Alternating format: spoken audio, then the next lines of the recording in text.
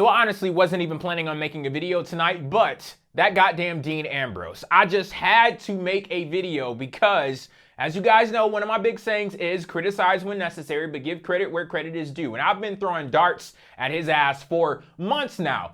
It's been much deserved, but on the other side of that, criticize when necessary, give credit where credit is due. And he was fucking entertaining on Talking Smack tonight. I loved a lot of what he was saying and just the overall character that he presented on that show, and it was a great outing for him. He was talking about the upcoming Survivor Series match, and he was asking questions like, okay, is this gonna be some type of just for fun, charity-like event, or is this gonna be some legit warfare? Because I got a mob of dudes down in Philly, I can just call them up and they'll be at WWE headquarters with tire irons and shit. And I was like, okay, look at you, Dean. And then he was talking about ripping James Ellsworth's arms off and beating him with his own arms. And it was the right balance in between humor and also actually being a lunatic and saying some crazy shit where you look like, what the hell is this guy talking about? And that's one of the big problems with Dean Ambrose, that I find that WWE, they don't know how to strike that perfect balance. Okay, we're gonna have him be a little funny, but also make sure that he's rooted in being a crazy, demented ass motherfucker. And I felt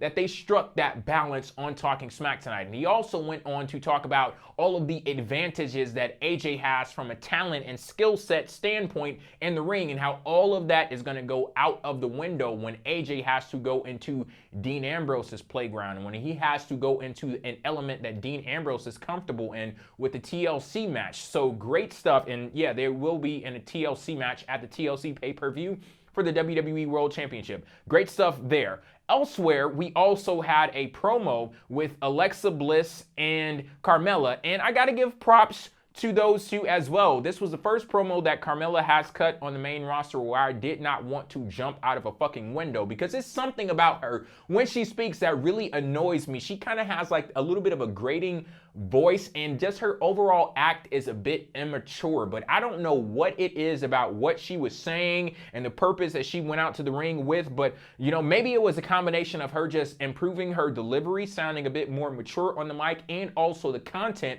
of what she was saying, just addressing the Raw Women's division, talking about Bayley and Charlotte. Maybe it's a combination of all of those things, but I saw something in her that I had not previously seen. Like, I didn't even see it in the segment that she had with Nikki Bella a few weeks ago, because that was immature and a little too cutesy for me. But she seemed really serious in this element here, and I got to give her props on that. But I noticed she mentioned the Raw women's team that they're going to be facing at Survivor Series. She didn't say a goddamn thing about Nia Jax. And one of the viewers of the program, Anthony, he mentioned that on Twitter. And I replied to him saying, yeah, she knows which lines to cross and which lines to stay the fuck away from. She could talk about how Charlotte is a daddy's girl and talk about how Bayley is in Arrested Development and all that stuff. But Nia Jax, she will eat you for fucking lunch in one bite.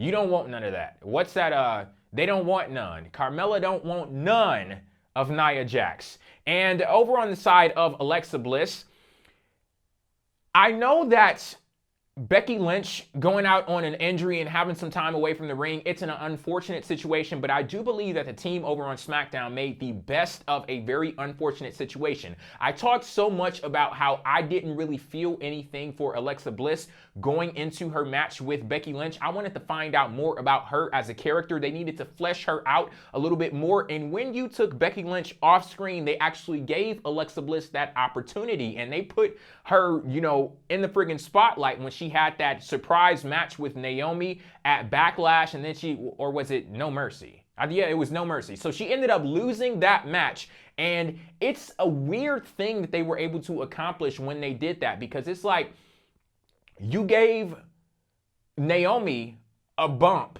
So she went up a few notches on the ladder, but then Alexa Bliss had an excuse for losing, so she didn't really lose much. But then when you put her in the spotlight and said, okay, well, you were talking shit about how, this was a surprise match and you were prepared for a completely different opponent. We're going to give you the opportunity to face Naomi once again, and let's see what you do in this instance. Are you going to defeat her, or that stuff that you were talking, it was just some bullshit and you're just making excuses that don't mean anything. And she actually ended up beating Naomi. And the weird thing about that is that when everything was said and done, I believe Naomi gained something and also Alexa Bliss gained something, because I look at her now and she looks legit. Like, she seems like a legit challenger to the women's championship, and that's great. And I really like that promo that she cut on the show. Also, moving over to Randy Orton, and I guess he's now joined the Wyatt family. There's some weird stuff going on there. I don't know what quite to make of it at this point, but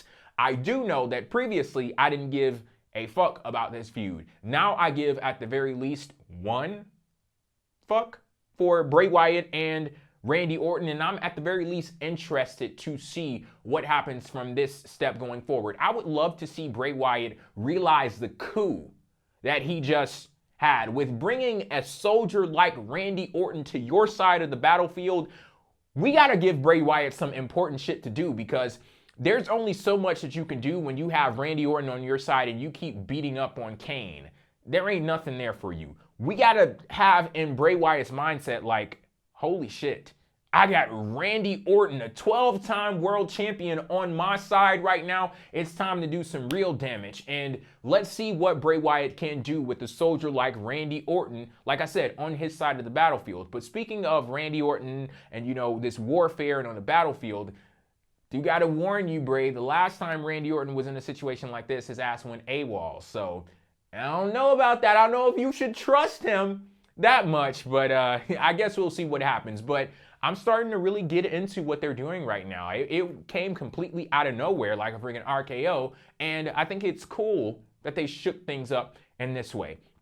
What else do we have on the show? Of course, The Miz. Every fucking time that dude is on TV, it is a must see. And he was in a segment with Daniel Bryan tonight with Miz TV. And I love the banter that they had with each other. And there's just something that feels so real and authentic about the words that they say to each other and just the Miz's overall delivery. That act of him and Maurice the Mizanins, I fucking love them. From the dress, you know, their attire to their just movements and the way that they interact with each other, the subtle things that you don't even really pay attention to because it's not a story. But if you just take a look at how they interact with each other, how they hold each other's hand, like all of that shit, how Maurice will step in, that ride or die chick, Maurice, she's stepping in front like, look, if some shit pops off, I'm ready to throw hands. Like, you're looking at me right now as a valet, as a manager, as a wife, whatever you want to look at me. But she was a competitor in the ring before. She was actually a Divas champion. I believe at one point, longest reigning Divas champion. So,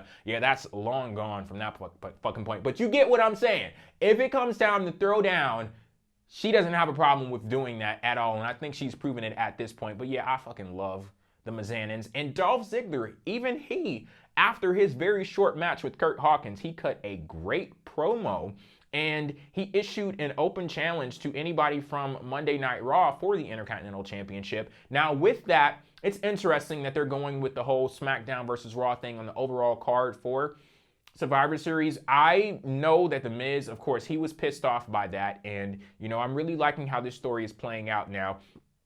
I would love to see somebody else on SmackDown get pissed off at that too. And I'm not saying that with a specific name in mind, but it's like Daniel Bryan had said before the match started, all of these people backstage, you know, they're willing to fight for the titles and stuff like that. Okay, well, you're not giving them the opportunity. Why should I guess you gave them the opportunity. What's his name? Kurt Hawkins. He took it. But yeah, just to jump all the way over to Raw and skip over a lot of the names on the SmackDown roster, I would like to see a storyline start with somebody getting pissed off about that. And I think that that would be something cool. And I love what they did with keeping The Miz off of, speaking of Survivor Series, keeping him off of the team. It's for them to take what happened on the show last week and say, okay, well, you want to be on this team so bad, but we don't need people who aren't really willing to throw down at a fucking moment's notice. We need some, you know, people who are on it, you know, and the fact that they use that to keep him out of the match, to give an excuse for him not being on the team, that was great stuff. And yeah, this was an overall and wonderful episode of SmackDown, and Yeah, I'm not going to talk too much about everything. I just wanted to hit on those very quick points there, and that's it for me. I'll see you guys pretty soon with a special video where it's not going to be a review. It's just going to be, yeah, I'm going to be talking about the Universal Championship. So just keep that in mind, and I'll see you later. Peace.